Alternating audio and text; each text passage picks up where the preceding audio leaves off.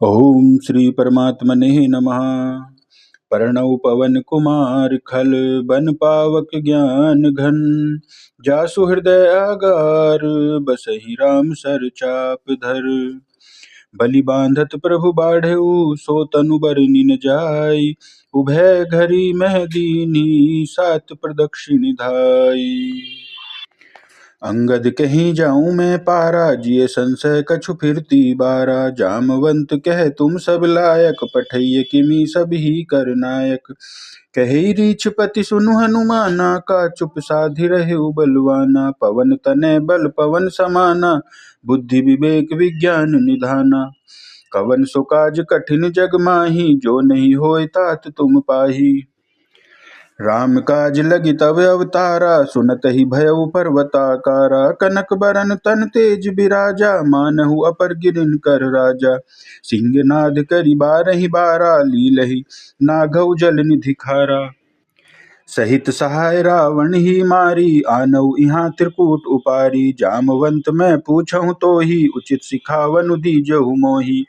एतना करहु तात तुम जाई सीतहि देखी कहूँ सुधियाई। तब निज भुज बल राजीव नैना कौतुक लागी संग कपिसेना। कपिसेन संग संहारी निशिचर राम सीतहि आनी है। त्रिलोक पावन सुजसु सुर नर मुनि आदि बखानी है। जो सुनत गावत कहत समुझत परम पद नर पावई। रघुबीर पद पाथोज रघुकर दास तुलसी गावई।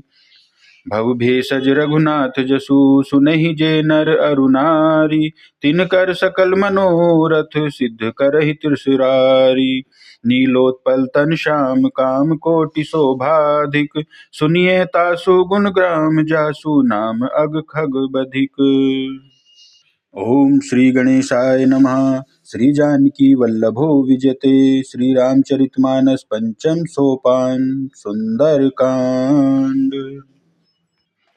शांत सनातन अप्रमेय प्राणों से परे निष्पाप मोक्ष रूप परम शांति देने वाले ब्रह्मा शंभु और शेष जी से निरंतर सेवित वेदांत के द्वारा जानने योग्य सर्वव्यापक देवताओं में सबसे बड़े माया से मनुष्य रूप में दिखने वाले समस्त पापों को हरने वाले करुणा की खान रघुकुल में श्रेष्ठ तथा राजाओं के शिरोमणि राम कहलाने वाले जगदीश्वर की मैं वंदना करता हूँ।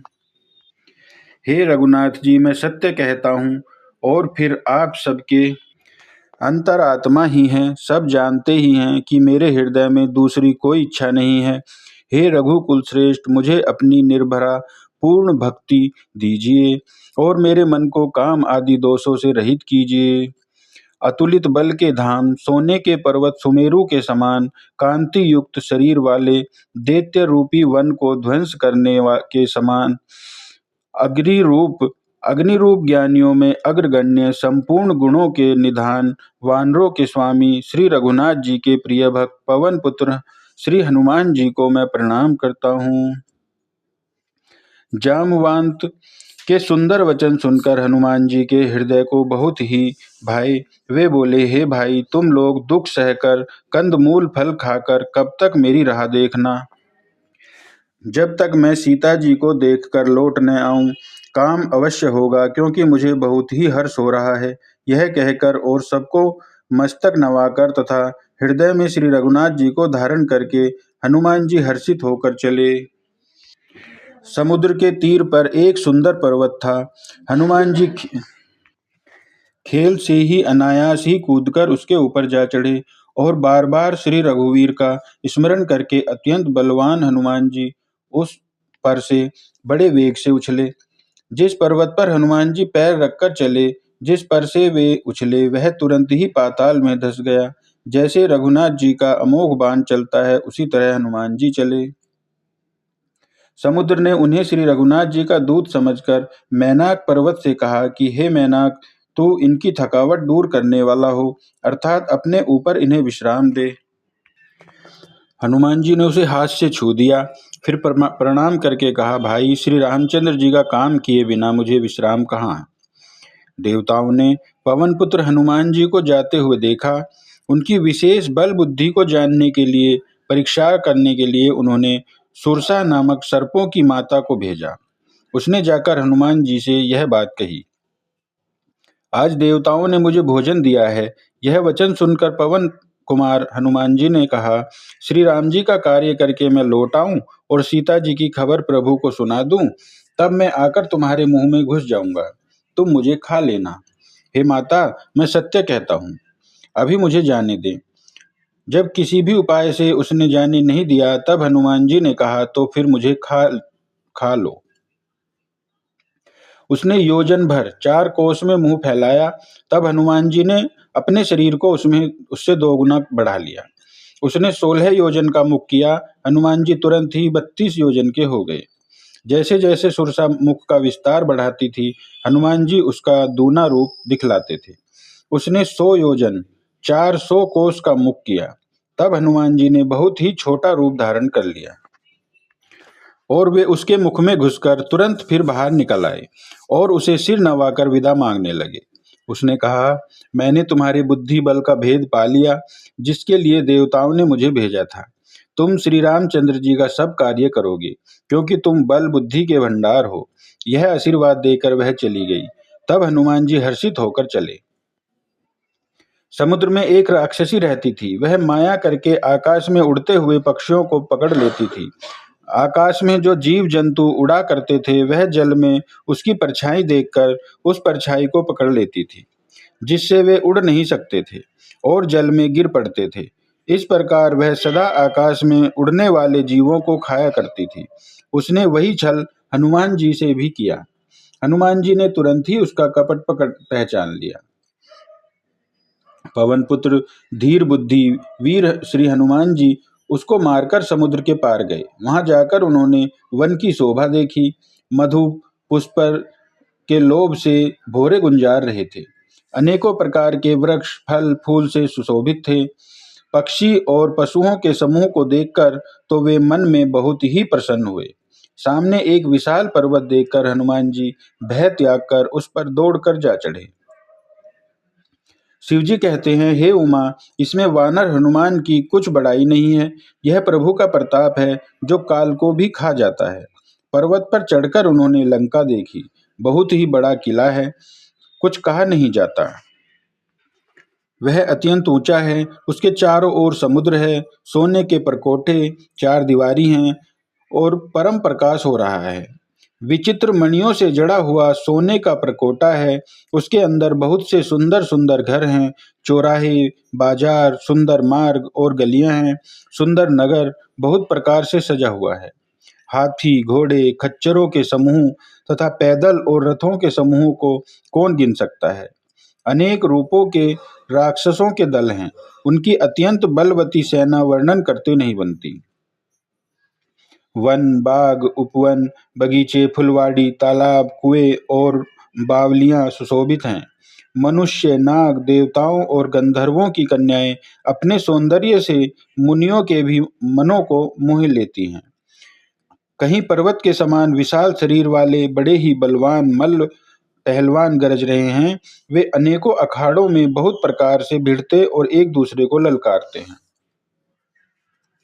भयंकर शरीर वाले करोड़ों योद्धा यत्न करके बड़ी सावधानी से नगर की चारों दिशाओं में सब ओर से रखवाली करते हैं। कहीं दुष्ट राक्षस भैंसों, मनुष्यों, गायों, दहड़ों और बकरों को खा रहे हैं। तुलसीदास ने इनकी कथा इसलिए कुछ थोड़ी सी कही है कि ये निश्चय ही श्री रामचंद्र के राम रूपी बाण रूपी तीर्थ में शरीर को त्याग कर परम गति पावेंगे। नगर के बहुसंख्यक रखवालों को देखकर हनुमान जी ने मन में विचार किया कि अत्यंत छोटा रूप धरूं और रात के समय नगर में प्रवेश करूं। हनुमान जी मच्छर के समान छोटा सा रूप धारण कर नर रूप से लीला करने वाले भगवान श्री रामचंद्र जी का स्मरण करके लंका को चले। लंका के द्वार पर लंकिनी नाम की एक राक्षसी रहती थी। वह बोली, मेरा निरादर करके बिना मुझसे पूछे तू कहाँ चला जा रहा है? हे मूर्ख, तूने मेरा भेद नहीं जाना। जहां तक जितने चोर हैं वे सब मेरे आहार हैं। महाकपि हनुमान जी ने उसे एक घूंसा मारा, जिससे वह खून की उल्टी करती हुई पृथ्वी पर लुढ़क पड़ी। वह लंकनी फिर अपने को संभाल कर उठी और डर के मारे हाथ जोड़कर विनती करने लगी। वह बोली, रावण को जब ब्रह्मा जी ने वर दिया था तब चलते समय उन्होंने मुझे राक्षसों के विनाश की यह पहचान बता दी थी कि जब तू बंदर के मारने से व्याकुल हो जाए तब तू राक्षसों का संहार हुआ जान लेना। हे तात, मेरे बड़े पुण्य हैं जो मैं श्री रामचंद्र जी के दूत आपको नेत्रों से देख पाई।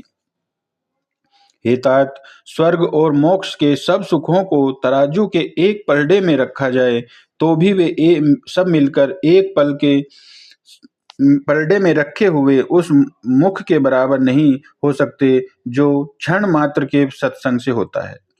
अयोध्यापुरी के राजा श्री रामचंद्र जी को हृदय में रखे हुए नगर में प्रवेश करके सब काम कीजिए। उसके लिए विष अमृत हो जाता है, शत्रु मित्रता करने लगता है, समुद्र गाय के खुर के बराबर हो जाता है, अग्नि में शीतलता आ जाती है और हे गरुड़ जी, सुमेरु पर्वत उसके लिए रज के समान हो जाता है, जिसे श्री रामचंद्र जी ने एक बार कृपा करके देख लिया। तब हनुमान जी ने बहुत ही छोटा रूप धारण किया और भगवान का स्मरण करके नगर में प्रवेश किया। उन्होंने एक एक महल की खोज की, जहां तहां असंख्य योद्धा देखे, फिर वे रावण के महल में गए। वह अत्यंत विचित्र था, जिसका वर्णन नहीं हो सकता। हनुमान जी ने उस रावण को सहन किए देखा, परंतु महल में जानकी जी नहीं दिखाई दी। फिर एक सुंदर महल दिखाई दिया, वहां उसमें भगवान का एक अलग मंदिर बना हुआ था। वह महल श्री रामचंद्र जी के आयुध धनुष बाण के चिन्हों से अंकित था। उसकी शोभा वर्णन नहीं की जा सकती। वहां नवीन नवीन तुलसी के वृक्ष समूहों को देखकर कपिराज श्री हनुमान जी हर्षित हुए। लंका तो राक्षसों के समूह का निवास स्थान है, यहाँ सज्जन साधु पुरुष का निवास कहाँ से आ गया? हनुमान जी मन में इस प्रकार तर्क करने लगे। उसी समय विभीषण जी जाग गए। उन्होंने विभीषण जी ने राम नाम का स्मरण उच्चारण किया। हनुमान जी ने उन्हें सज्जन जाना और हृदय में हर्षित हुए।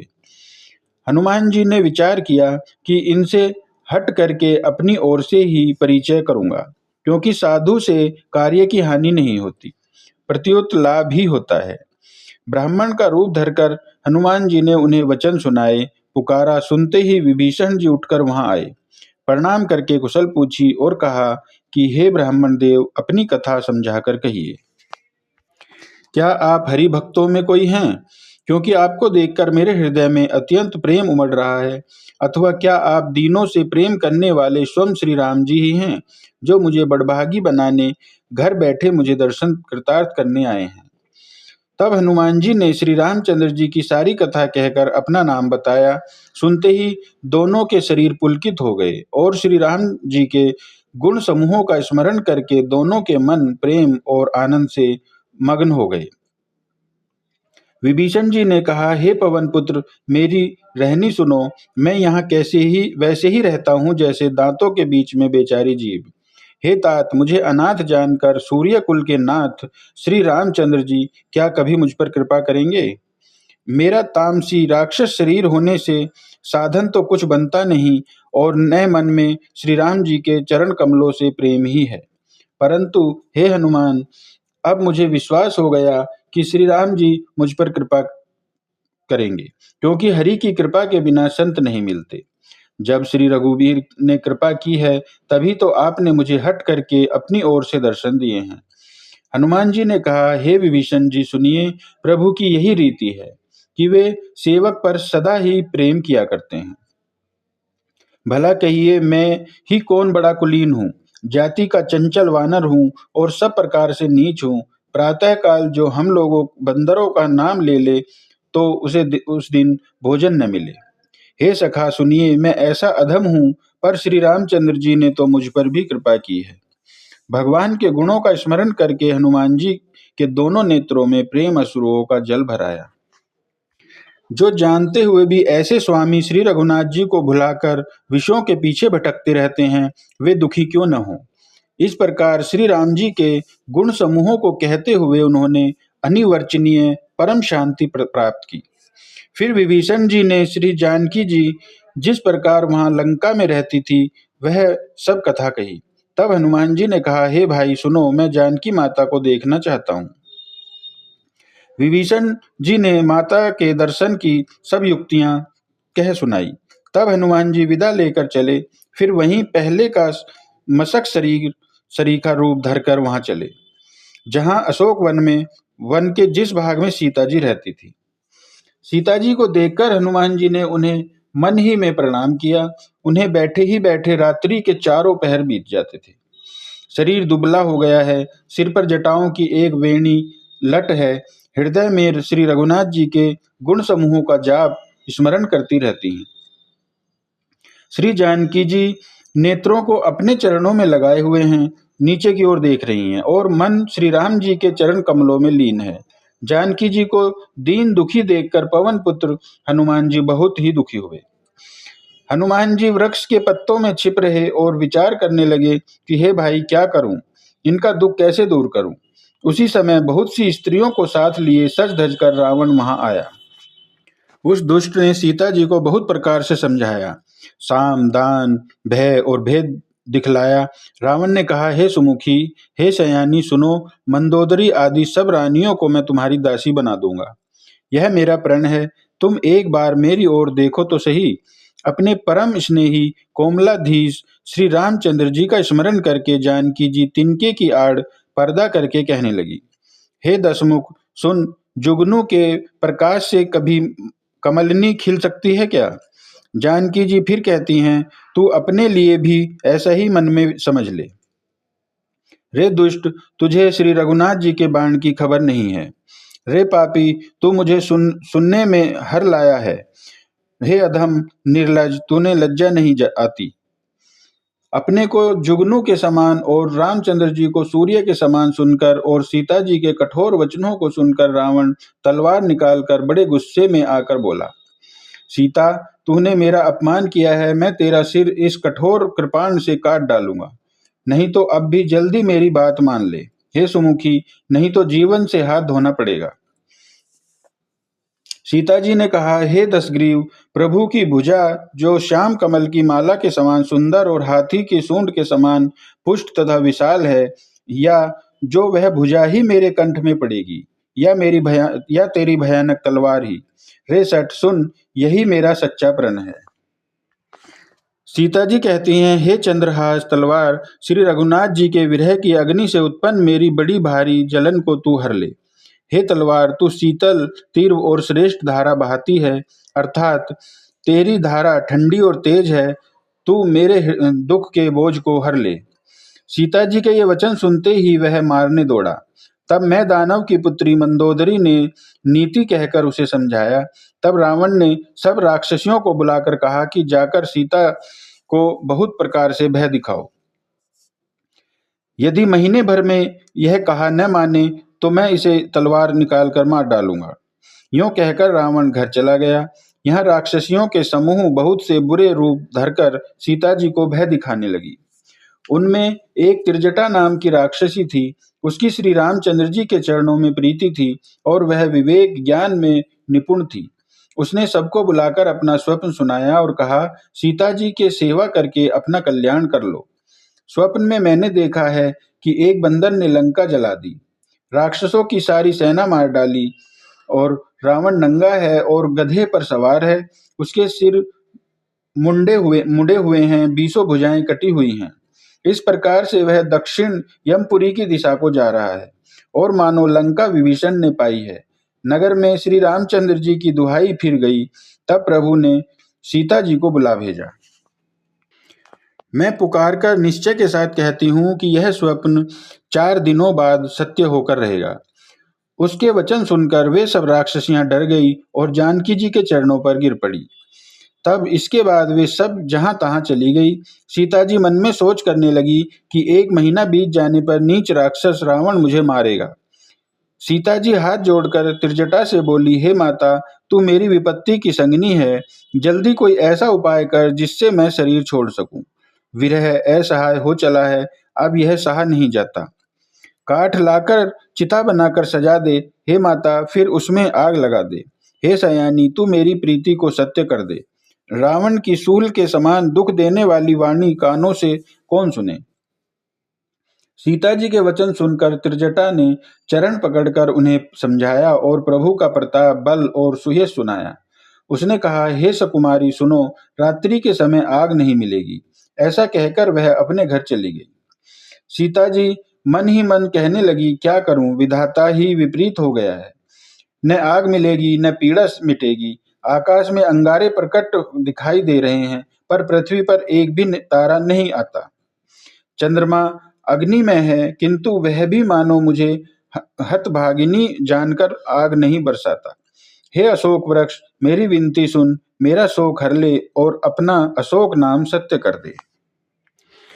तेरे नए नए कोमल पत्ते अग्नि के समान हैं। अग्नि दे, विरह रोग का अंत मत कर, अर्थात विरह रोग को बढ़ाकर सीमा तक न पहुंचा। सीता जी को विरह से परम व्याकुल देखकर वह क्षण हनुमान जी को कल्प के समान बीता।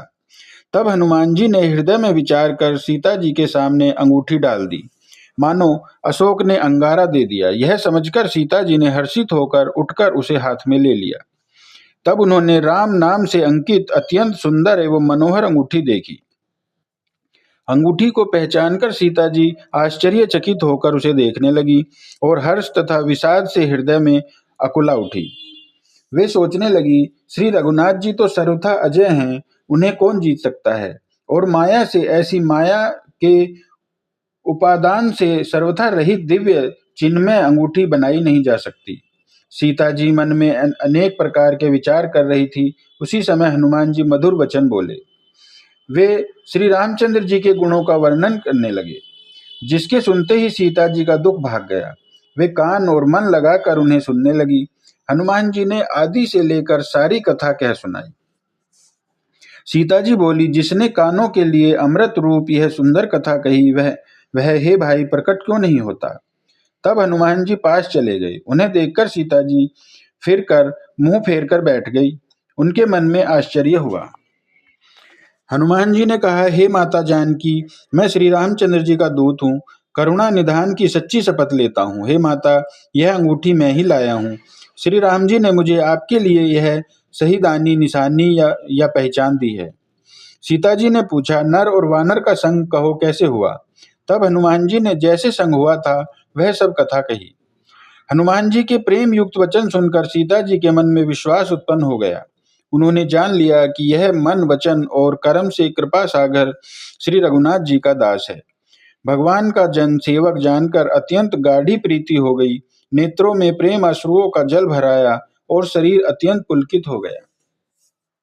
सीता जी ने कहा, हे तात हनुमान, विरह सागर में डूबती हुई मुझको तुम जहाज हुए हो। मैं बलिहारी जाती हूँ। अब छोटे भाई लक्ष्मण जी सहित खर के शत्रु सुख धाम प्रभु का कुशल मंगल कहो। श्री रघुनाथ जी तो कोमल हृदय और कृपालु हैं, फिर हे हनुमान, उन्होंने किस कारण यह निष्ठुरता धारण कर ली है। सेवक को सुख देना उनकी स्वाभाविक बान है। वे श्री रघुनाथ जी की क्या कभी ऐसी भी याद करते हैं? क्या कभी मेरी भी याद करते हैं? हे तात, क्या कभी उनके कोमल सांवले अंगों को देखकर मेरे नेत्र शीतल होंगे? मुंह से वचन नहीं निकलता, नेत्रों में विरह के आंसुओं का जल भर आया। बड़े दुख से वे बोली, हा नाथ, आपने मुझे बिल्कुल ही भुला दिया। सीता जी को विरह से परम व्याकुल देखकर हनुमान जी कोमल और विनीत वचन बोले, हे माता, सुंदर कृपा के धाम प्रभु भाई लक्ष्मण जी के सहित शरीर से कुशल हैं, परंतु आपके दुख से दुखी हैं। हे माता, मन में ग्लानि न मानिए, मन छोटा करके दुख न कीजिए। श्री रामचंद्र जी के हृदय में आपसे दूना प्रेम है। हे माता, अब धीरज धरकर श्री रघुनाथ जी का संदेश सुनिए। ऐसा कहकर हनुमान जी प्रेम से गदगद हो गए। उनके नेत्रों में प्रेम अश्रुओं का जल भर आया।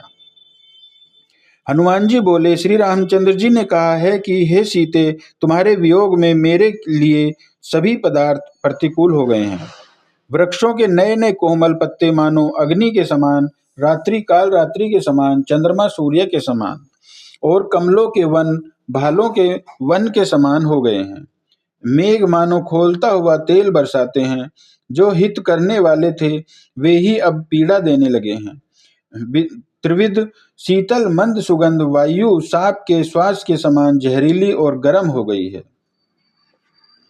मन का दुख कह डालने से भी कुछ घट जाता है, पर कहूँ किससे, यह दुख कोई जानता नहीं। हे प्रिय, मेरे और तेरे प्रेम का तत्व रहस्य एक मेरा मन ही जानता है, और वह मन सदा तेरे ही पास रहता है। बस मेरे प्रेम का सार इतने में ही समझ ले। प्रभु का संदेश सुनते ही जानकी जी प्रेम से मगन हो गई, उन्हें शरीर की सुध न रही। हनुमान जी ने कहा, हे माता, हृदय में धैर्य धारण करो और सेवकों को सुख देने वाले श्री राम जी का स्मरण करो। श्री रघुनाथ जी की प्रभुता को हृदय में लाओ और मेरे मन वचन सुनकर कायरता छोड़ दो। राक्षसों के समूह पतंगों के समान और श्री रघुनाथ जी के बाण अग्नि के समान हैं। हे माता, हृदय में धैर्य धारण करो और राक्षसों को जला ही समझो। श्री रामचंद्र जी ने यदि खबर पाई होती तो वे विलंब न करते। हे जानकी जी, राम बाण रूपी सूर्य के उदय होने पर राक्षसों की सेना रूपी अंधकार कहाँ रह सकता है। हे माता, मैं आपको अभी यहाँ से लिवा जाऊं, पर श्री रामचंद्र जी की शपथ है मुझे, प्रभु उनकी आज्ञा नहीं है। अतः हे माता, कुछ दिन और धीरज धरो। श्री रामचंद्र जी वानरों सहित यहाँ आवेंगे और राक्षसों को मारकर आपको ले जाएंगे। नारद आदि ऋषि मुनि तीनों लोकों में उनका यश गावेंगे। सीता जी ने कहा, हे पुत्र, सब वानर तुम्हारे ही समान नन्हे नन्हे से होंगे, राक्षस तो बड़े बलवान योद्धा हैं। अतः मेरे हृदय में बड़ा भारी संदेह होता है कि तुम जैसे बंदर राक्षसों को कैसे जीतेंगे। यह सुनकर हनुमान जी ने अपना शरीर प्रकट किया। सोने के पर्वत सुमेरु के समान आकार का अत्यंत विशाल शरीर था, जो युद्ध में शत्रुओं के हृदय में भय उत्पन्न करने वाला अत्यंत बलवान और वीर था। तब उसे देखकर सीता जी के मन में विश्वास हुआ। हनुमान जी ने फिर छोटा रूप धारण कर लिया। हे माता सुनो, वानरों में बहुत बल बुद्धि नहीं होती, परंतु प्रभु के प्रताप से बहुत छोटा सर्प भी गरुड़ को खा सकता है। अत्यंत निर्बल भी महान बलवान को मार सकता है। भक्ति, प्रताप, तेज और बल से सनी हुई हनुमान जी की वाणी सुनकर सीता जी के मन में संतोष हुआ। उन्होंने श्री राम जी के प्रिय जानकर हनुमान जी को आशीर्वाद दिया कि हे तात, तुम बल और शील के निधान हो। हे पुत्र, तुम अजर, बुढ़ापे से रहित, अमर और गुणों के खजाने हो। श्री रघुनाथ जी तुम पर बहुत कृपा करें, प्रभु कृपा करें। ऐसा कानों में सुनते ही हनुमान जी पूर्ण प्रेम से मगन हो गए। हनुमान जी ने बार बार सीता जी के चरणों में सिर नवाया और फिर हाथ जोड़कर कहा, हे माता, अब मैं कृतार्थ हो गया। आपका आशीर्वाद अमोघ है, यह बात प्रसिद्ध है। हे माता सुनो, सुंदर फल वाले वृक्षों को देखकर मुझे बड़ी भूख लग रही है।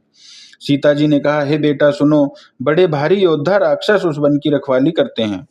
हनुमान जी ने कहा, हे माता, यदि आप मन में सुख माने प्रसन्न होकर आज्ञा दें तो मुझे उनका भय तो बिल्कुल नहीं है। हनुमान जी को बुद्धि और बल में निपुण देखकर जानकी जी ने कहा, जाओ हे तात, श्री रघुनाथ जी के चरणों को हृदय में धारण करके मीठे फल खाओ। वे सीता जी को सिर नवाकर चले और बाग में घुस गए। फल खाए और वृक्षों को तोड़ने लगे। वहां बहुत से योद्धा रखवाले थे, उनमें से कुछ को मार डाला, कुछ ने जाकर रावण से पुकार की और कहा, हे नाथ, एक बड़ा भारी बंदर आया है, उसने अशोक वाटिका उजाड़ डाली, फल खाए, वृक्षों को उखाड़ डाला और रखवालों को मसल मसल कर जमीन पर डाल दिया। यह सुनकर रावण ने बहुत से योद्धा भेजे। उन्हें देखकर हनुमान जी ने गर्जना की। हनुमान जी ने सब राक्षसों को मार डाला। जो अधमरे थे चिल्लाते हुए गए। फिर रावण ने अक्षय कुमार को भेजा। वह असंख्य श्रेष्ठ योद्धाओं को साथ लेकर चला। उसे आते देखकर हनुमान जी ने एक वृक्ष हाथ में लेकर ललकारा और उसे मारकर महाध्वनि बड़े जोर से गर्जना की। उन्होंने सेना में कुछ को मार डाला और कुछ को मसल डाला और कुछ को पकड़ पकड़ कर धूल में मिला दिया। कुछ ने फिर जाकर पुकारा कि हे प्रभु, बंदर बहुत ही बलवान है। पुत्र का वध सुनकर रावण क्रोधित हो उठा और उसने अपने ज्येष्ठ पुत्र बलवान मेघनाथ को भेजा।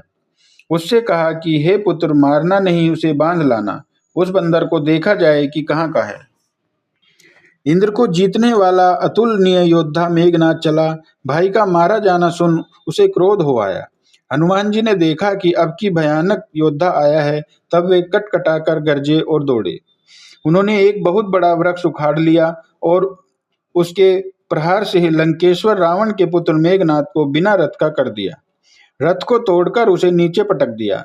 उसके साथ जो बड़े बड़े योद्धा थे उनको पकड़ पकड़ कर हनुमान जी अपने शरीर से मसलने लगे। उन सबको मारकर फिर मेघनाथ से लड़ने लगे। लड़ते हुए वे ऐसे मालूम होते थे मानो दो गजराज श्रेष्ठ हाथी भिड़ गए हों। हनुमान जी उसे एक घूंसा मारकर वृक्ष पर जा चढ़े। उसको क्षण भर के लिए मूर्छा आ गई। फिर उठकर उसने बहुत माया रची, परंतु पवन के पुत्र उससे जीते नहीं जाते। अंत में उसने ब्रह्मास्त्र का संहार किया। तब हनुमान जी ने मन में विचार किया कि यदि ब्रह्मास्त्र को नहीं मानता हूं तो उसकी अपार महिमा मिट जाएगी। उसने हनुमान जी को ब्रह्म बाण मारा, जिसके लगते ही वे वृक्ष के नीचे गिर पड़े। परंतु गिरते समय भी उन्होंने बहुत सी सेना मार डाली। जब उसने देखा कि हनुमान जी मूर्छित हो गए हैं, तब वह उनको नागपाश में बांध कर ले गया।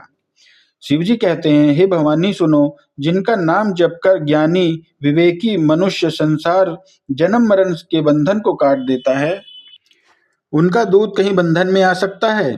किंतु प्रभु के कार्य के लिए हनुमान जी ने स्वयं को अपने को बंधवा लिया। बंदर का बांधा जाना सुनकर राक्षस दौड़े और कौतुक के लिए, तमाशा देखने के लिए सब सभा में आए। हनुमान जी ने जाकर रावण की सभा देखी। उसकी अत्यंत प्रभुता ऐश्वर्य कुछ कही नहीं जाती थी। देवता और दिक्पाल हाथ जोड़े बड़ी नम्रता के साथ भयभीत हुए सब रावण की भौं ताक रहे हैं, उसका रुख देख रहे हैं। उसका ऐसा प्रताप देखकर भी हनुमान जी के मन में जरा भी डर नहीं हुआ। वे ऐसे निसंग खड़े रहे जैसे सर्पों के समूह में गरुड़ निसंक रहते हैं। हनुमान जी को देखकर रावण दुर्वचन कहता हुआ खूब हंसा। फिर पुत्र वध का स्मरण किया तो उसके हृदय में विषाद उत्पन्न हो गया। लंकापति रावण ने कहा, हे वानर, तू कौन है? किसके बल पर तूने मुझको वन को उजाड़ कर नष्ट कर डाला? क्या तूने कभी मुझे मेरा नाम और यश कानों से नहीं सुना? रे सठ, मैं तुझे अत्यंत निसंग देख रहा हूं। तूने किस अपराध से राक्षसों को मारा? रे मूर्ख, बता, क्या तुझे प्राण जाने का भय नहीं है? हनुमान जी ने कहा, हे रावण सुन, जिनका बल पाकर माया संपूर्ण ब्रह्मांडों के समूहों की रचना करती है, जिनके बल से हे दशशीष ब्रह्मा विष्णु महेश सृष्टि का सृजन पालन और संहार करते हैं, जिनके बल से सहस्र मुख फणों वाले शेष जी पर्वत और वन सहित समस्त ब्रह्मांड को सिर पर धारण करते हैं, जो देवताओं की रक्षा के लिए नाना प्रकार की देह धारण करते हैं, और जो तुम्हारे जैसे मूर्खों को शिक्षा देने वाले हैं, जिन्होंने शिवजी के कठोर धनुष को तोड़ डाला और उसी के साथ राजाओं के समूह का गर्व चूर्ण कर दिया, जिन्होंने खरदूषण तिरसरा और बाली को मार डाला, जो सब के सब अतुलनीय बलवान थे, जिनके लेश मात्र बल से तुमने समस्त चराचर जगत को जीत लिया और जिनकी प्रिय पत्नी को तुम चोरी से हर लाए हो, मैं उन्हीं का दूत हूँ। मैं तुम्हारी प्रभुता को खूब जानता हूँ। सहस्त्र बाहु से तुम्हारी लड़ाई हुई थी और बाली से युद्ध करके तुमने यश प्राप्त किया था। हनुमान जी के मार्मिक वचन सुनकर रावण हंसकर बात टाल दी। हे राक्षसों के स्वामी, मुझे भूख लगी थी, इसलिए मैंने फल खाए और वानर स्वभाव के कारण वृक्ष तोड़े। निशाचरों के मालिक देह सबको प्रिय है। कुमार्ग पर चलने वाले दुष्ट राक्षस जब मुझे मारने लगे, तब जिन्होंने मुझे मारा उनको मैंने भी मारा। उस पर तुम्हारे पुत्र ने मुझको बांध लिया, किंतु मुझे अपने बांधे जाने की कुछ भी लज्जा नहीं है। मैं तो अपने प्रभु का कार्य करना चाहता हूँ। हे रावण, मैं हाथ जोड़कर तुमसे विनती करता हूँ, तुम अभिमान छोड़कर मेरी सीख सुनो। तुम अपने पवित्र कुल का विचार करके देखो और भ्रम को छोड़कर भक्त भयहारी भगवान को भजो। जो देवता राक्षस और समस्त चराचर को खा जाता है, वह काल भी जिनके डर से अत्यंत डरता है, उनसे कदापि बैर न करो और मेरे कहने से जानकी जी को दे दो। घर के शत्रु श्री रघुनाथ जी शरणागतों के रक्षक और दया के समुद्र हैं। शरण जाने पर प्रभु तुम्हारा अपराध भुलाकर तुम्हें अपनी शरण में रख लेंगे। तुम श्री राम जी के चरण कमलों को हृदय में धारण करो और लंका का अचल राज्य करो। ऋषि पुलस्त जी का यश निर्मल चंद्रमा के समान है, उस चंद्रमा में तुम कलंक न बनो। राम नाम के बिना वाणी शोभा नहीं पाती। मद मोह को छोड़ विचार कर देखो। हे देवताओं के शत्रु, सब गहनों से सजी हुई सुंदरी स्त्री भी कपड़ों के बिना शोभा नहीं पाती। राम विमुख पुरुष की संपत्ति और प्रभुता रही हुई भी चली जाती है और उसका पाना न पाने के समान है। जिन नदियों के मूल में कोई जल स्रोत नहीं है, अर्थात जिन्हें केवल बरसात का ही आश्रय है, वे वर्षा बीत जाने पर फिर तुरंत ही सूख जाती हैं। हे रावण, सुनो, मैं प्रतिज्ञा करके कहता हूँ कि राम विमुख की रक्षा करने वाला कोई भी नहीं है। हजारों शंकर, विष्णु और ब्रह्मा भी श्री राम जी के साथ द्रोह करने वाले तुमको नहीं बचा सकते। मोह ही जिसका मूल है, ऐसे अज्ञान जनित बहुत पीड़ा देने वाले तम रूप अभिमान का त्याग कर दो और रघुकुल के स्वामी, कृपा के समुद्र भगवान श्री राम जी का भजन करो। यद्यपि हनुमान जी ने भक्ति, ज्ञान, वैराग्य और नीति से सनी हुई बहुत सी हित की वाणी कही, तो भी वह महान अभिमानी रावण बहुत हंसकर व्यंग से बोला कि हमें यह बंदर बड़ा ज्ञानी गुरु मिला है। रे दुष्ट, तेरी मृत्यु निकट आ गई है। अधम मुझे शिक्षा देने चला है। हनुमान जी ने कहा, इससे उल्टा ही होगा, अर्थात मृत्यु तेरी निकट आई है, मेरी नहीं। यह तेरा मति भ्रम बुद्धि का फेर है, मैंने प्रत्यक्ष जान लिया है। हनुमान जी के वचन सुनकर वह बहुत ही कुपित हो गया और बोला, अरे, इस मूर्ख का प्राण शीघ्र ही क्यों नहीं हर लेते हो। सुनते ही राक्षस उन्हें मारने दौड़े। उसी समय मंत्रियों के साथ विभीषण जी वहां आ पहुंचे। उन्होंने सिर नवाकर और बहुत विनय करके रावण से कहा कि दूत को मारना नहीं चाहिए, यह नीति के विरुद्ध है। हे गोसाई, कोई दूसरा दंड किया जाए। सबने कहा, भाई, यह सलाह उत्तम है। यह सुनते ही रावण हंसकर बोला, अच्छा, तो बंदर को अंग भंग करके लौटा दिया जाए। मैं सबको समझाकर कहता हूँ कि बंदर की ममता पूंछ पर होती है, अतः तेल में कपड़ा डुबोकर उसे उसकी पूंछ में बांधकर फिर आग लगा दो। जब बिना पूंछ का यह बंदर वहां अपने स्वामी के पास जाएगा, तब यह मूर्ख अपने मालिक को साथ ले आएगा, जिसकी इसने इतनी बहुत बड़ाई की है। मैं जरा उनकी प्रभुता सामर्थ्य तो देखूं। यह वचन सुनते ही हनुमान जी मन में मुस्कुराए और मन ही मन बोले कि मैं जान गया, सरस्वती जी इसे ऐसी बुद्धि देने में सहायक हुई हैं। रावण के वचन सुनकर मूर्ख राक्षस वहीं पूंछ में आग लगाने की तैयारी करने लगे। पूंछ के लपेटने में इतना कपड़ा और घी तेल लगा कि नगर में कपड़ा, घी और तेल नहीं रह गया। हनुमान जी ने ऐसा खेल किया कि पूंछ बढ़ गई, लंबी हो गई। नगरवासी लोग तमाशा देखने गए और वे हनुमान जी को पैर से ठोकर मारते और उनकी बहुत हंसी करते थे।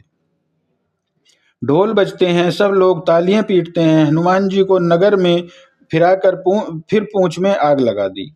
अग्नि को जलते हुए देखकर हनुमान जी तुरंत ही बहुत छोटे रूप में हो गए।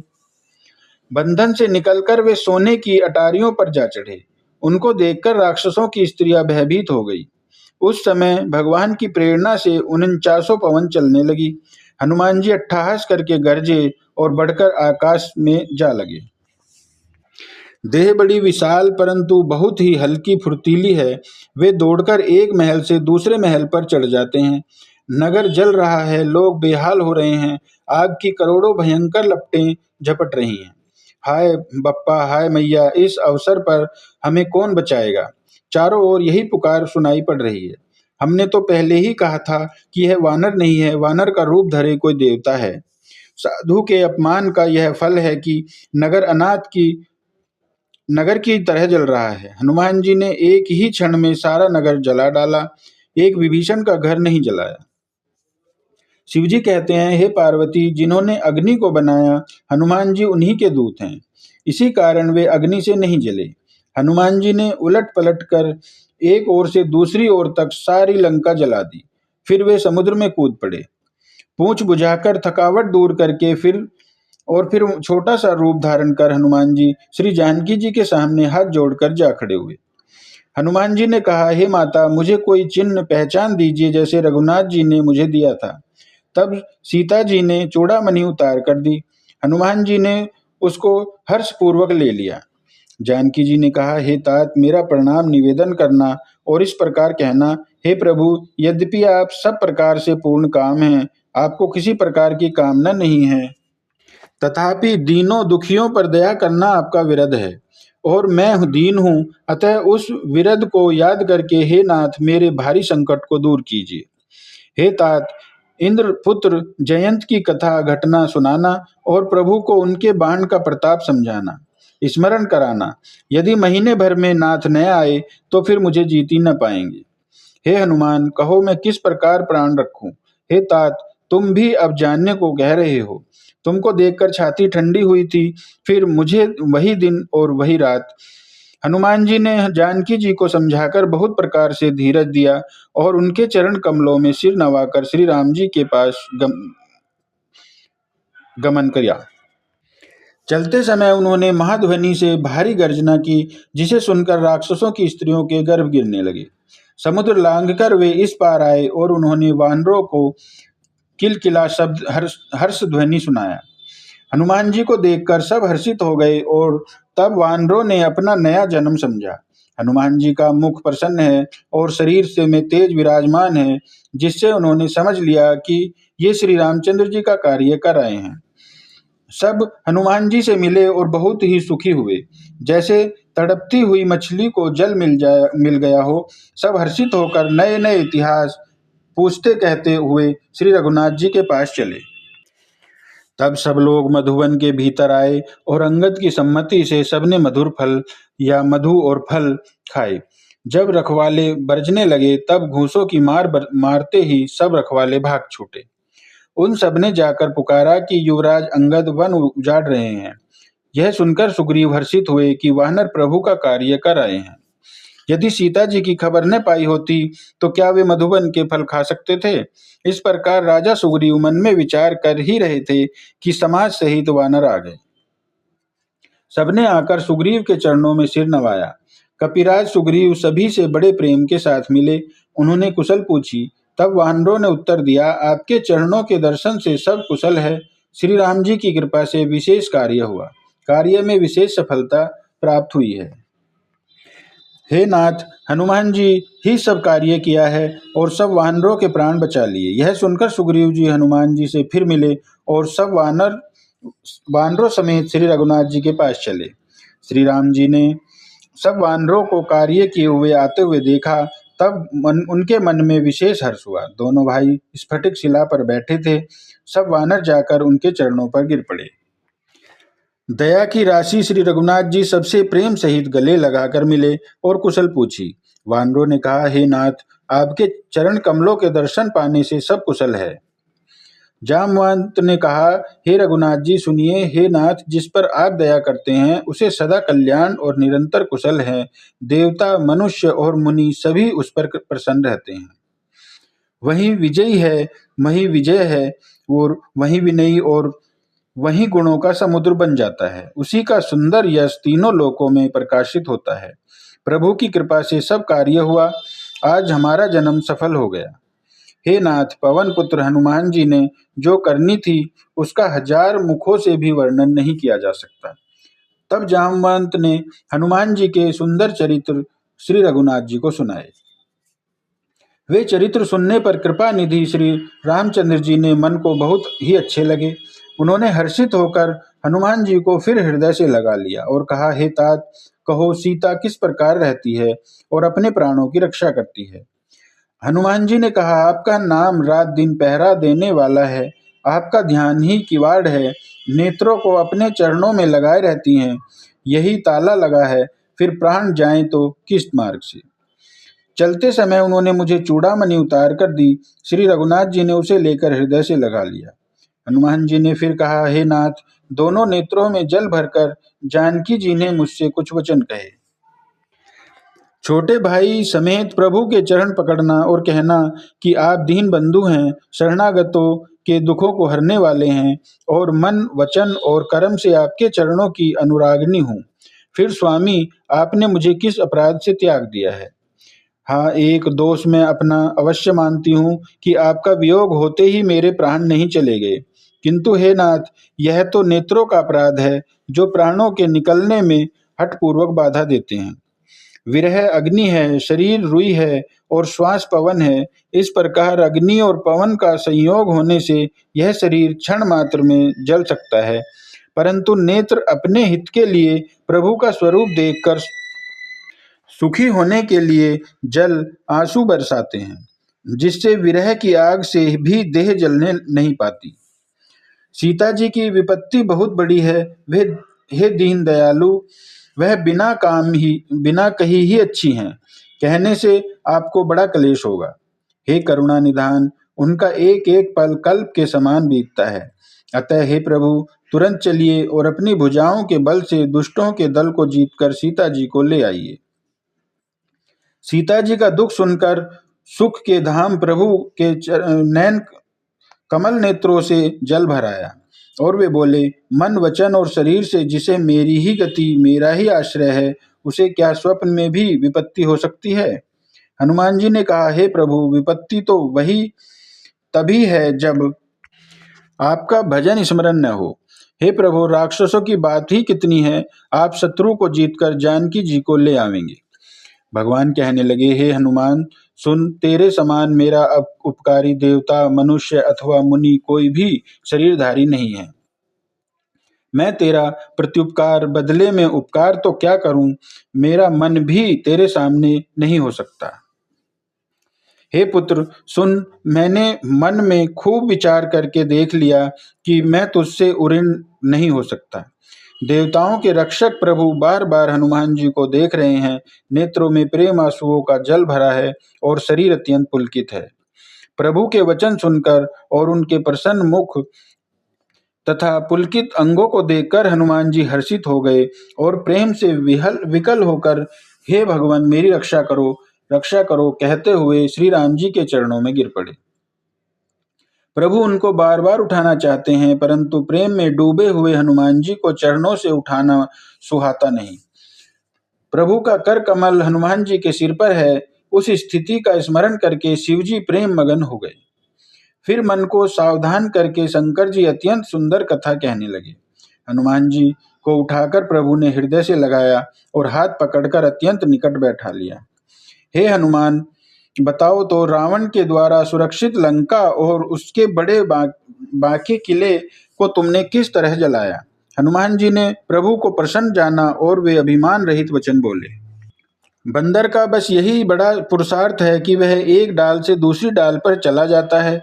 मैंने जो समुद्र लांघकर सोने का नगर जलाया और राक्षस गणों को मारकर अशोक वन को उजाड़ डाला, यह सब तो है श्री रघुनाथ जी आपका ही प्रताप है। हे नाथ, इसमें मेरी प्रभुता बड़ाई कुछ भी नहीं है। हे प्रभु, जिस पर आप प्रसन्न हो उसके लिए कुछ भी कठिन नहीं है। आपके प्रभाव से रुई, जो स्वयं बहुत जल्दी जल जाने वाली वस्तु है, बड़वानल को निश्चय ही जला सकती है, अर्थात असंभव भी संभव हो सकता है। हे नाथ, मुझे अत्यंत सुख देने वाली अपनी निश्चल भक्ति कृपा करके दीजिए। हनुमान जी अत्यंत सरल वाणी सुनकर, हे भवानी, तब प्रभु श्री राम जी ने एवं वस्तु ऐसा ही हो कहा। हे उमा, जिसने श्री राम जी का स्वभाव जान लिया, उसे भजन छोड़कर दूसरी बात ही नहीं सुहाती। यह स्वामी सेवक का संवाद जिसके हृदय में आ गया, वही श्री रघुनाथ जी के चरणों की भक्ति पा गया। प्रभु के वचन सुनकर वानरगण कहने लगे, कृपालु आनंद कंद श्री राम जी की जय हो, जय हो, जय हो।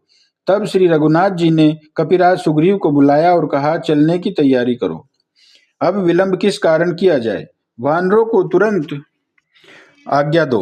भगवान की यह लीला रावण वध की तैयारी देखकर बहुत से फूल बरसाकर और हर्षित होकर देवता आकाश से अपने अपने लोक को चले। वानर राज सुग्रीव ने शीघ्र ही वानरों को बुलाया। सेनापतियों के समूह आ गए। वानर भालुओं के झुंड अनेक रंगों के थे और उनमें अतुलनीय बल है। वे प्रभु के चरण कमलों में सिर नवाते हैं। महान बलवान रीछ और वानर गरज रहे हैं। श्री राम जी ने वानरों की सारी सेना देखी, तब कमल नेत्रों से कृपा पूर्वक उनकी ओर दृष्टि डाली। राम कृपा का बल पाकर श्रेष्ठ वानर मानो पंख वाले बड़े पर्वत हो गए। तब श्री राम जी ने हर्षित होकर प्रस्थान किया। अनेक सुंदर और शुभ शकुन हुए, जिनकी कीर्ति सब मंगलों से पूर्ण है। उनके इस प्रस्थान के समय शकुन होना यह नीति है, लीला की मर्यादा है। प्रभु का प्रस्थान जानकी जी ने भी जान लिया। उनके बाएं अंग फड़क फड़क कर मानो कह देते थे कि श्री राम जी आ रहे हैं। जानकी जी को जो शकुन होते थे, वही वही रावण के लिए अब शकुन हुए। सेना चली, उसका वर्णन कौन कर सकता है। असंख्य वानर और भालू गर्जना कर रहे हैं। नख ही जिनके शस्त्र हैं, वे इच्छानुसार सर्वत्र बेरोक टोक चलने वाले रीछ वानर पर्वतों और वृक्षों को धारण किए कोई आकाश मार्ग से और कोई पृथ्वी पर चले जा रहे हैं। वे सिंह के समान गर्जना कर रहे हैं। उनके चलने और गर्जने से दिशाओं के हाथी विचलित होकर चिंगाड़ रहे हैं।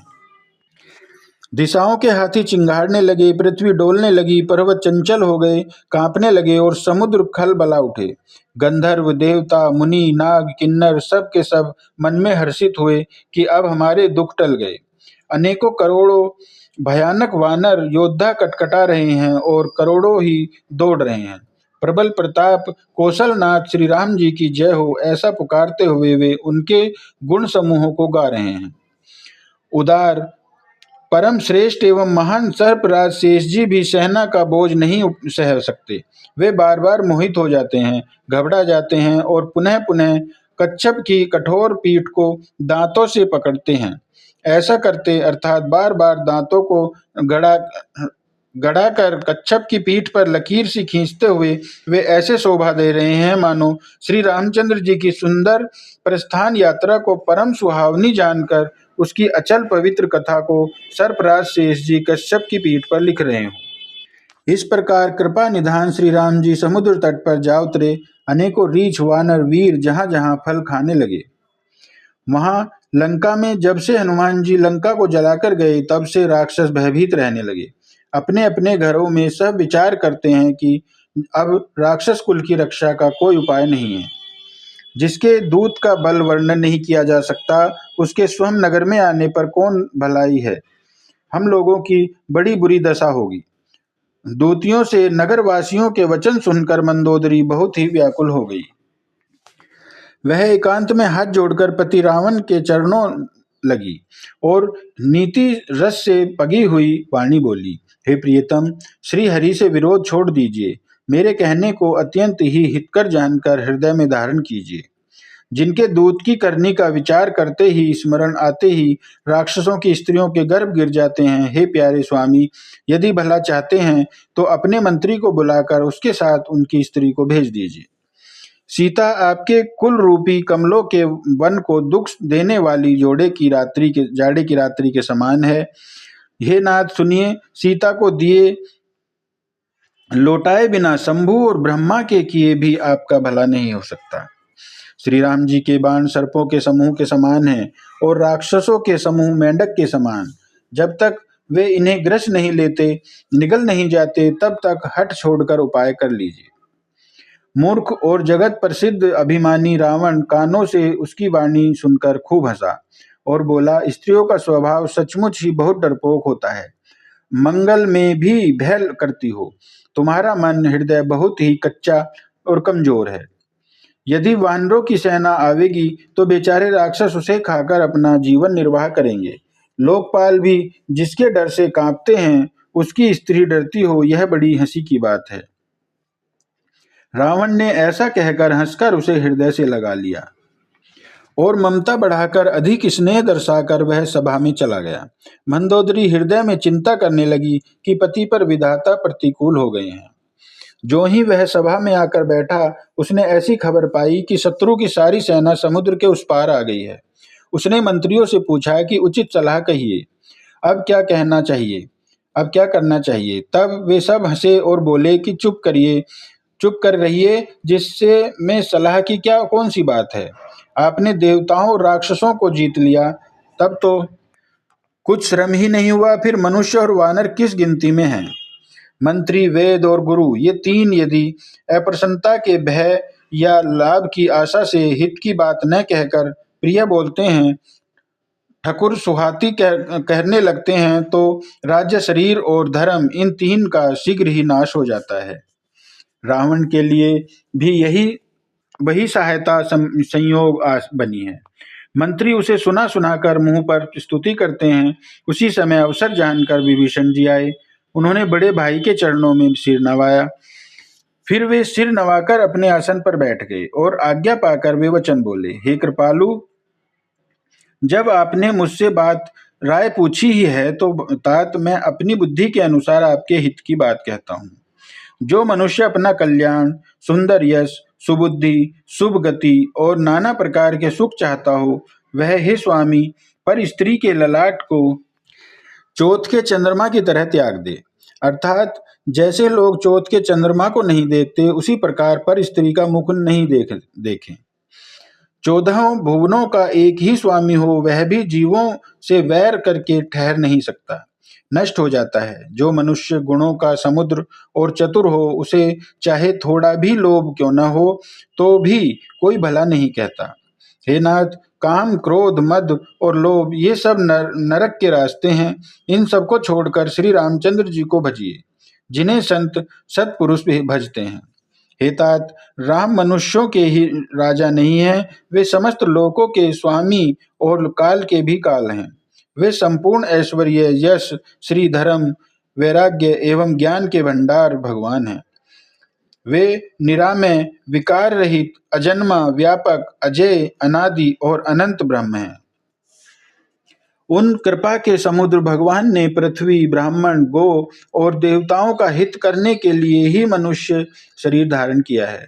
हे भाई सुनिए, वे सेवकों को आनंद देने वाले, दुष्टों के समूह का नाश करने वाले और वेद तथा धर्म की रक्षा करने वाले हैं। वैर त्याग कर उन्हें मस्तक नवाइए। वे श्री रघुनाथ जी शरणागत का दुख नाश करने वाले हैं। हे नाथ, उन प्रभु सर्वेश्वर को जानकी जी दे दीजिए और बिना ही कारण स्नेह करने वाले श्री राम जी को भजिए। जिसे संपूर्ण जगत से द्रोह करने का पाप लगा है, शरण आ जाने पर प्रभु उसका भी त्याग नहीं करते। जिनका नाम तीनों तापों का नाश करने वाला है, वे ही प्रभु भगवान मनुष्य रूप में प्रकट हुए हैं। हे रावण, हृदय में यह समझ लीजिए। हे दशीष, मैं बार बार आपके चरणों को लगता हूँ और विनती करता हूँ कि मान, मोह और मद को त्याग कर आप कौशलपति श्री राम जी का भजन कीजिए। मुनि पुलस्त जी ने अपने शिष्य के हाथ यह बात कहला भेजी है। हे तात, सुंदर अवसर पाकर मैंने तुरंत ही वह बात प्रभु आपसे कह दी। माल्यवान नाम का एक बहुत ही बुद्धिमान मंत्री था। उसने उन विभीषण के वचन सुनकर बहुत सुख माना और कहा, हे तात, आपके छोटे भाई नीति को भूषण रूप से धारण करने वाले अर्थात नीतिमान हैं। विभीषण जो कुछ कह रहे हैं, उसे हृदय में धारण कर लीजिए। रावण ने कहा, ये दोनों मूर्ख शत्रु की महिमा बखान कर रहे हैं। यहाँ कोई है, इन्हें दूर करो। तब माल्यवान तो घर लौट गया और विभीषण जी हाथ जोड़कर फिर कहने लगे, हे नाथ, पुराण और वेद ऐसा कहते हैं कि सुबुद्धि, अच्छी बुद्धि और कुबुद्धि, खोटी बुद्धि सबके हृदय में रहती है। जहाँ सुबुद्धि है, वहाँ नाना प्रकार की संपदाएं, सुख की स्थिति रहती है, और जहाँ कुबुद्धि है, वहाँ परिणाम में विपत्ति, दुख रहती है। आपके हृदय में उल्टी बुद्धि आ बसी है। इसी से आप हित को अहित और शत्रु को मित्र मान रहे हैं। जो राक्षस कुल के लिए काल रात्रि के समान हैं, उन सीता पर आपकी बड़ी प्रीति है। हे तात, मैं चरण पकड़कर आपसे भीख मांगता हूँ, विनती करता हूँ कि आप मेरा दुलार रखिए। मुझ बालक के आग्रह को स्नेह पूर्वक स्वीकार कीजिए। श्री राम जी को सीता जी दे दीजिए, जिससे आपका अहित न हो। विभीषण ने पंडितों, पुराणों और वेदों द्वारा समस्त अनुमोदित वाणी से नीति बखान कर कही, पर उसे सुनते ही रावण क्रोधित होकर उठा और बोला कि रे दुष्ट, अब मृत्यु तेरे निकट आ गई है। अरे मूर्ख, तू जीता तो है सदा मेरा जलाया हुआ, अर्थात मेरे ही अन्न में से पल पल रहा है, पर हे मूढ़ पक्ष, तुझे शत्रु का ही अच्छा लगता है।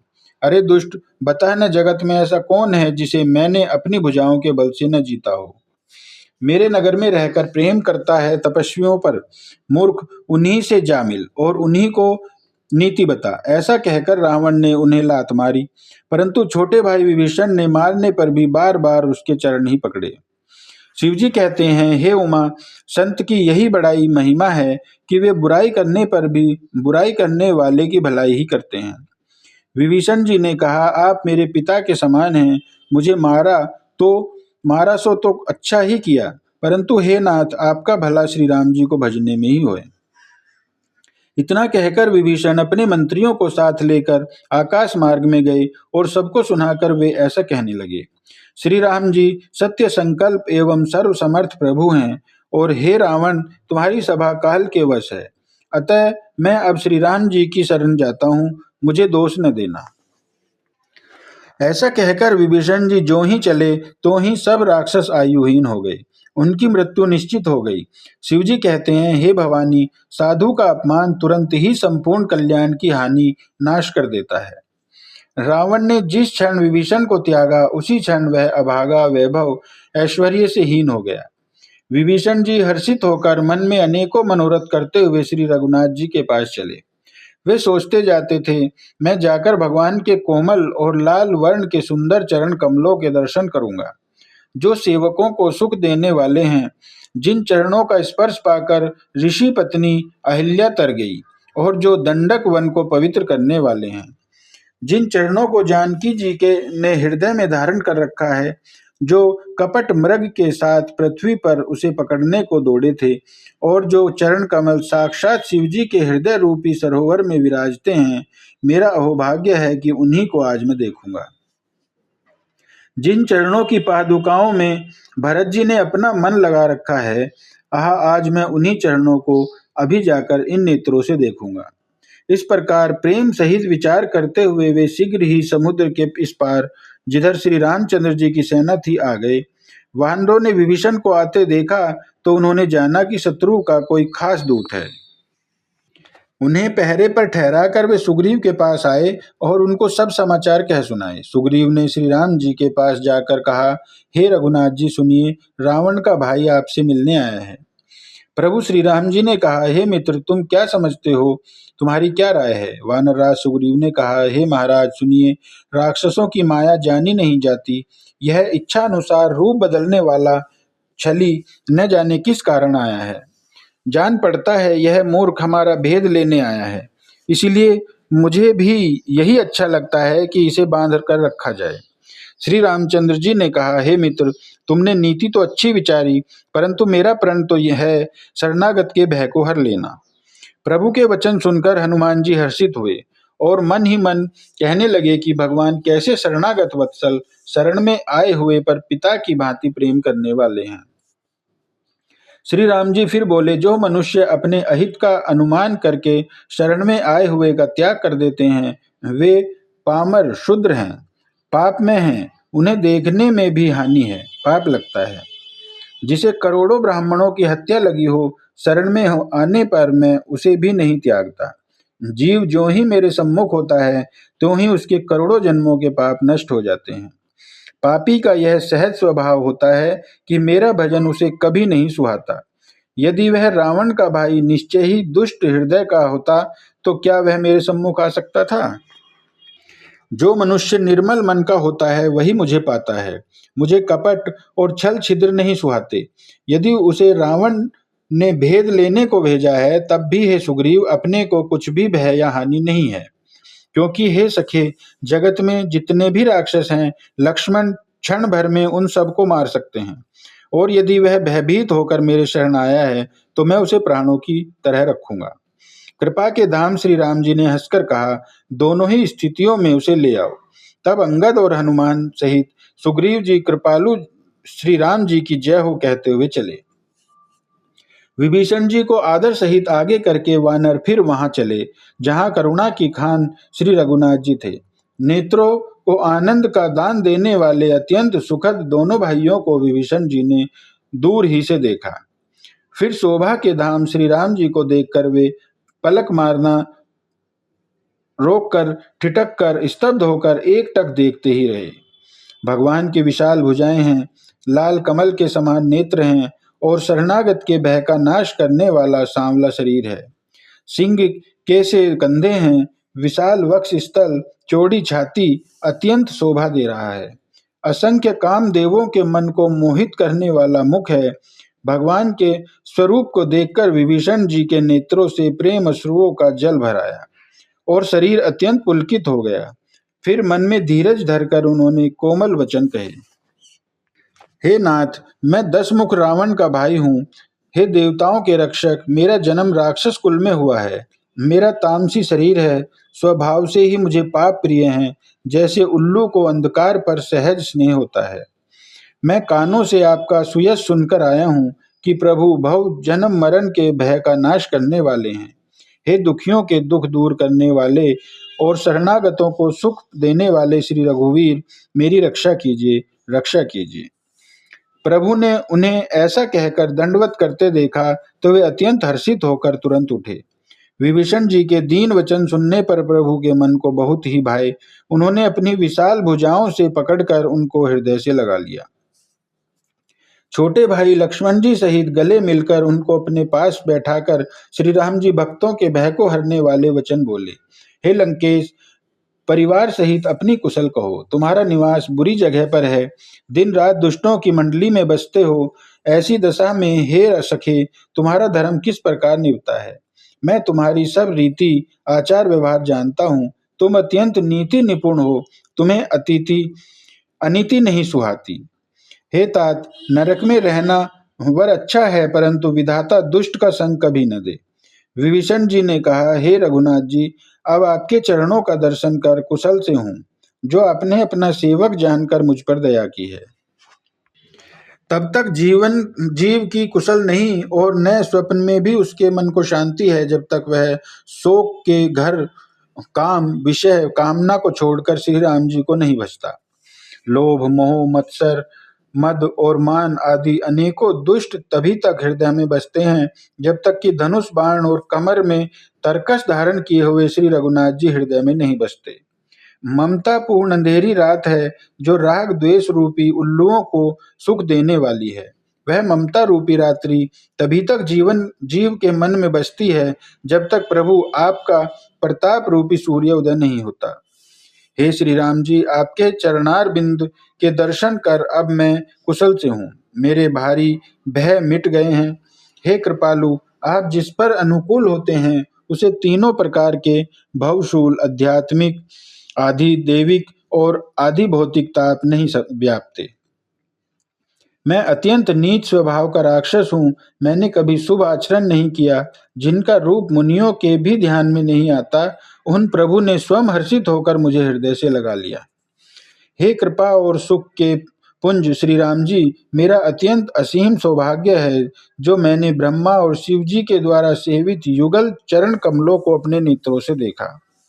श्री राम जी ने कहा, हे सखा सुनो, मैं तुम्हें अपना स्वभाव बताता हूँ, जिसे काकभूषणी शिव जी और पार्वती जी भी जानती हैं। कोई मनुष्य संपूर्ण जड़ चेतन जगत का द्रोही हो, यदि वह भी भयभीत होकर मेरी शरण तक कर आ जाए और मद मोह तथा नाना प्रकार के छल कपट त्याग दे, तो मैं उसे बहुत शीघ्र साधु के समान कर देता हूँ।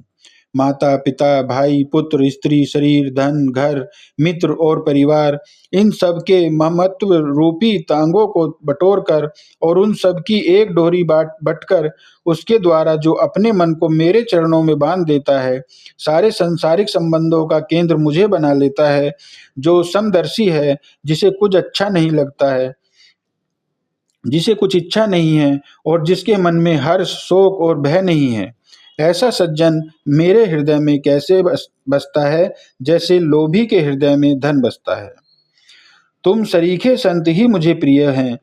मैं और किसी के निहोरे से कृतज्ञतावश देह धारण नहीं करता।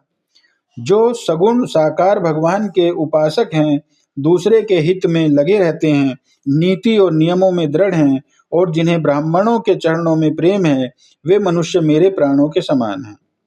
हे लंकापति सुनो, तुम्हारे अंदर उपयुक्त सब गुण हैं, इससे तुम मुझे अत्यंत ही प्रिय हो। श्री राम जी के वचन सुनकर सब वानरों के समूह कहने लगे, कृपा के समूह श्री राम जी की जय हो। प्रभु की वाणी सुनते हैं और उसे कानों के लिए अमृत जानकर विभीषण जी अघाते नहीं हैं। वे बार बार श्री राम जी के चरण कमलों को पकड़ते हैं।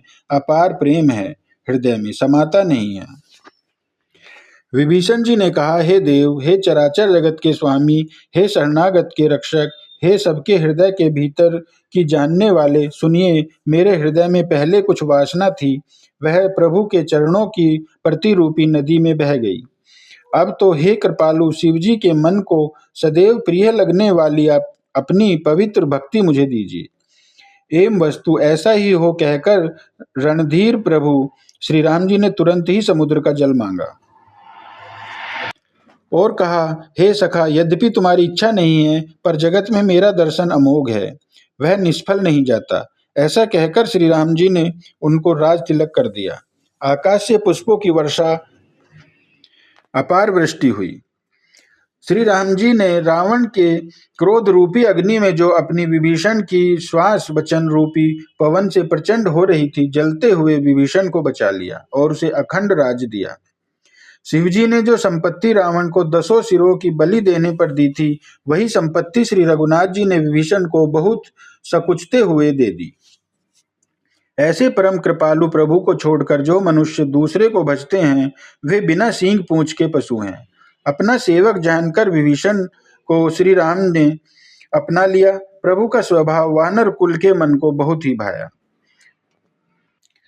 फिर सब कुछ जानने वाले, सबके हृदय में बसने वाले, सर्वरूप, सब रूपों में प्रकट, सबसे रहित, उदासीन कारण से भक्तों पर कृपा करने के लिए मनुष्य बने हुए तथा राक्षसों के कुल का नाश करने वाले श्री राम जी नीति की रक्षा करने वाले वचन बोले।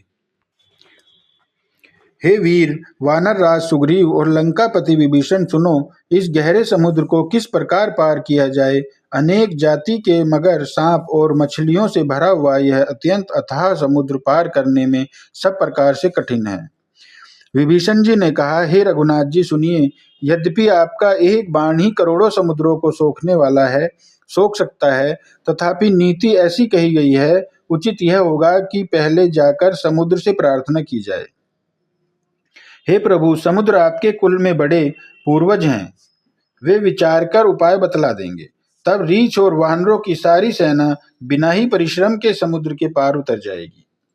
श्री राम जी ने कहा, हे सखा, तुमने अच्छा उपाय बताया, यही किया जाए। यदि देव सहायक हों, यह सलाह लक्ष्मण जी के मन को अच्छी नहीं लगी। श्री राम जी के वचन सुनकर तो उन्होंने बहुत ही दुख पाया। लक्ष्मण जी ने कहा, हे नाथ, देव का कौन सा भरोसा है। मन में क्रोध कीजिए और समुद्र को सुखा डालिए। यह देव तो कायर के मन का एक आधार है। तसल्ली देने का एक उपाय है। आलसी लोग ही देव देव पुकारा करते हैं। यह सुनकर श्री रघुवीर जी हंसकर बोले, ऐसे ही करेंगे, मन में धीरज रखो। ऐसा कहकर छोटे भाई को समझाकर प्रभु श्री रघुनाथ जी समुद्र के समीप गए। उन्होंने पहले सिर नवाकर प्रणाम किया, फिर किनारे पर कुछ बिछाकर बैठ गए। इधर जो ही विभीषण जी प्रभु के पास आए थे, तो ही रावण ने उनके पीछे दूत भेजे थे।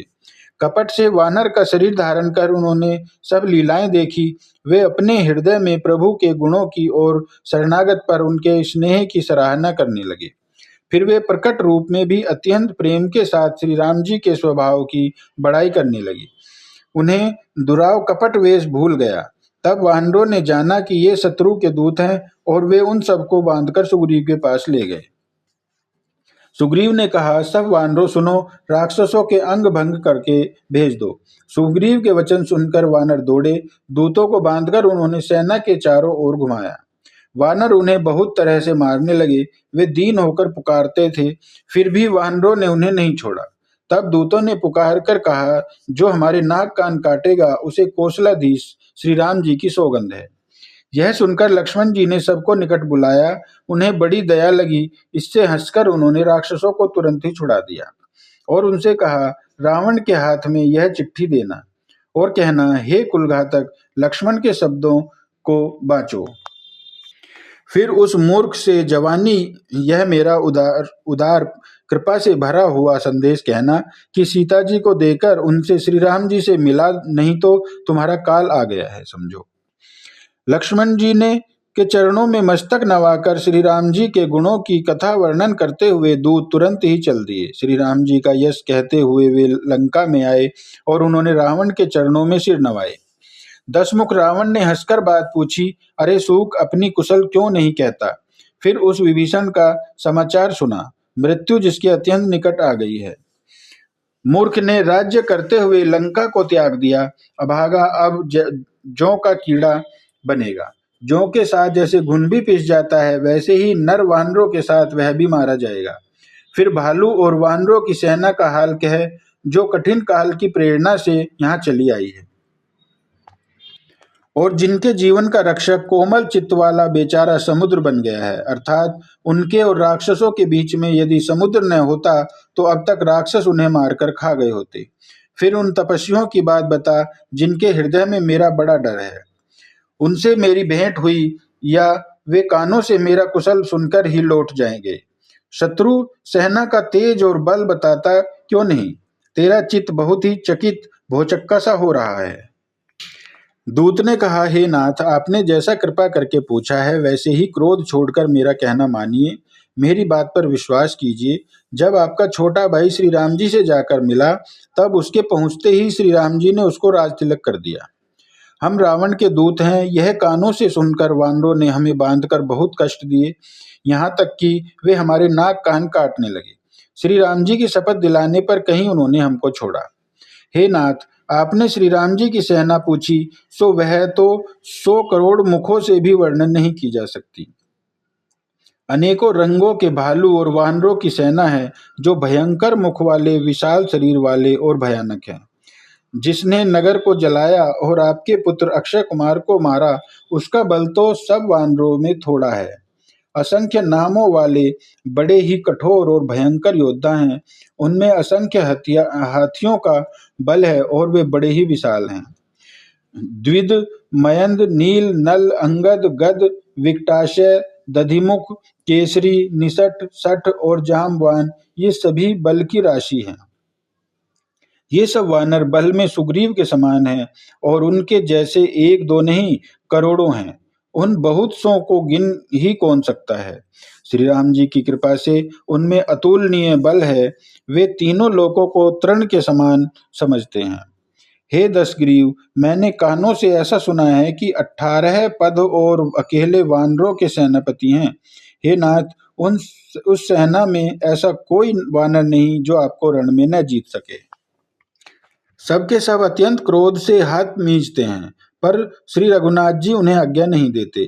हम मछलियों और सांपों सहित समुद्र को सोख लेंगे, नहीं तो बड़े बड़े पर्वतों से उसे भर कर पूर देंगे और रावण को मसल कर धूल में मिला देंगे। सब वानर ऐसे ही वचन कह रहे हैं। सब सहज ही निडर हैं, इस प्रकार गरजते और डपटते हैं मानो लंका को निगल ही जाना चाहते हैं। सब वानर भालू सहज ही सूरवीर हैं, फिर उनके सिर पर प्रभु सर्वेश्वर श्री राम जी हैं। हे रावण, वे संग्राम में करोड़ों कालों को जीत सकते हैं। श्री रामचंद्र जी के तेज, सामर्थ, बल और बुद्धि की अधिकता को लाखों शेष भी नहीं गा सकते।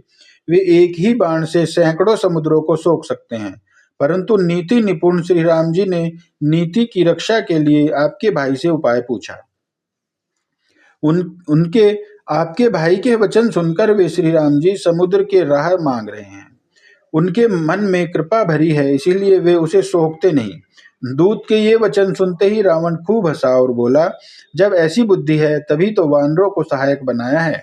स्वाभाविक ही डरपोक विभीषण के वचनों को प्रमाण करके उन्होंने समुद्र से मचलना बालहट ठाना है।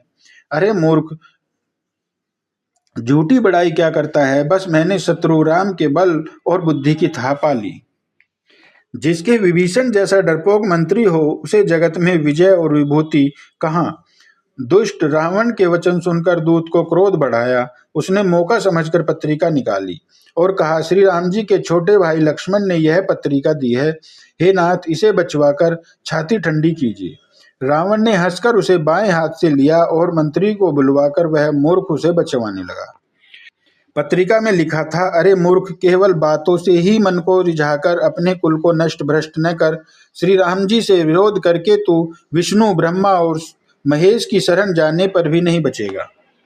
या तो अभिमान छोड़कर अपने छोटे भाई विभीषण की भांति प्रभु के चरण कमलों का भ्रमर बन जा, अथवा रे दुष्ट श्री राम के बाण रूपी अग्नि में परिवार सहित पतंगा हो जा। दोनों में से जो अच्छा लगे सो कर। पत्रिका सुनते ही रावण मन में भयभीत हो गया, परंतु मुख पे ऊपर से मुस्कुराता हुआ वह सबको सुनाकर कहने लगा, जैसे कोई पृथ्वी पर पड़ा हुआ हाथ से आकाश को पकड़ने की चेष्टा करता हो, वैसे ही यह छोटा तपस्वी लक्ष्मण वागली वास करता है, डींग हाँकता है। सूक दूत ने कहा, हे नाथ, अभिमानी स्वभाव को छोड़कर इस पत्र में लिखी सब बातों को सत्य समझिए। क्रोध छोड़कर मेरा वचन सुनिए। हे नाथ, श्री राम जी से वैर त्याग दीजिए। यद्यपि रघुवीर समस्त लोकों के स्वामी हैं, पर उनका स्वभाव अत्यंत ही कोमल है। मिलते ही प्रभु आप पर कृपा करेंगे और आपका एक भी अपराध वे हृदय में नहीं रखेंगे। जानकी जी श्री रघुनाथ जी को दे दीजिए। हे प्रभु, इतना कहना मेरा कीजिए। जब उस दूत ने जानकी जी को देने के लिए कहा, तब दुष्ट रावण ने उसको लात मारी। वह भी विभीषण की भांति चरणों में सिर नवाकर वहीं चला जहां कृपा सागर श्री रघुनाथ जी थे। प्रणाम करके उसने अपनी कथा सुनाई और श्री राम जी की कृपा से अपनी गति मुनि का स्वरूप पाया। शिवजी कहते हैं, हे भवानी, यह ज्ञानी मुनि था। अगस्त ऋषि के शाप से राक्षस हो गया था। बार बार श्री राम जी के चरणों की वंदना करके वह मुनि अपने आश्रम को चला गया। इधर 3 दिन बीत गए, किंतु जड़ समुद्र विनय नहीं मानता। तब श्री राम जी क्रोध सहित बोले, बिना भय के प्रीति नहीं होती। हे लक्ष्मण, धनुष बाण लाओ, मैं अग्नि बाण से समुद्र को सोख डालूं। मूर्ख से विनय, कुटिल के साथ प्रीति, स्वाभाविक ही कंजूस से सुंदर नीति, उदारता का उपदेश है। ममता में फंसे हुए मनुष्य से ज्ञान की कथा, अत्यंत लोभी से वैराग्य का वर्णन, क्रोधी से श्रम शांति की बात और कामी से भगवान की कथा, इनका वैसा ही फल होता है जैसा ऊसर में बीज बोने से होता है। अर्थात ऊसर में बीज बोने की भांति यह सब व्यर्थ जाता है। ऐसा कहकर श्री रघुनाथ जी ने धनुष चढ़ाया। यह मत लक्ष्मण जी को मन को बहुत अच्छा लगा। प्रभु ने भयानक अग्नि बाण संधान किया, जिससे समुद्र के हृदय के अंदर अग्नि की ज्वाला उठी। मगर, सांप तथा मछलियों के समूह व्याकुल हो गए। जब समुद्र ने जीवों को जलते जाना, तब सोने के थालों में अनेक मणियों रत्नों को भरकर अभिमान छोड़कर वह ब्राह्मण के रूप में आया। काकभूषणी जी कहते हैं, हे गरुड़ जी सुनिए, चाहे कोई करोड़ों उपाय करके सींचे, पर केला तो काटने पर ही फलता है। नीच विनय से नहीं मानता, वह डांटने पर ही झुकता है, रास्ते पर आता है।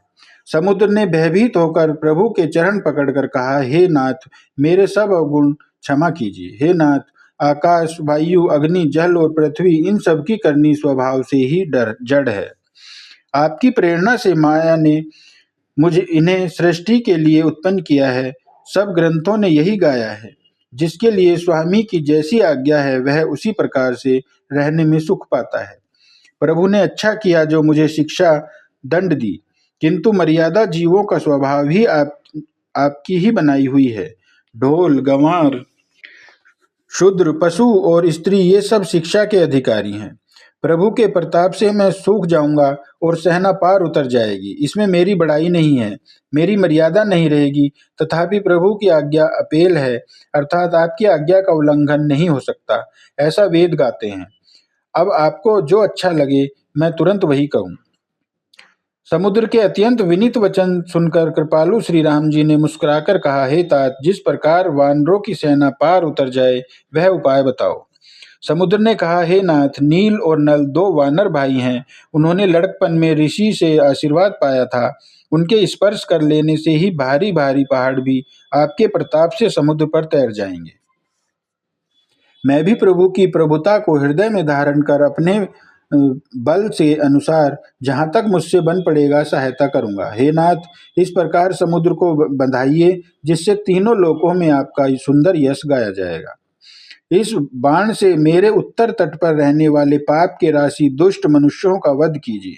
कृपालु और रणधीर श्री राम जी ने समुद्र के मन की पीड़ा सुनकर उसे तुरंत ही हर लिया, अर्थात बाण से उन दुष्टों का वध कर दिया।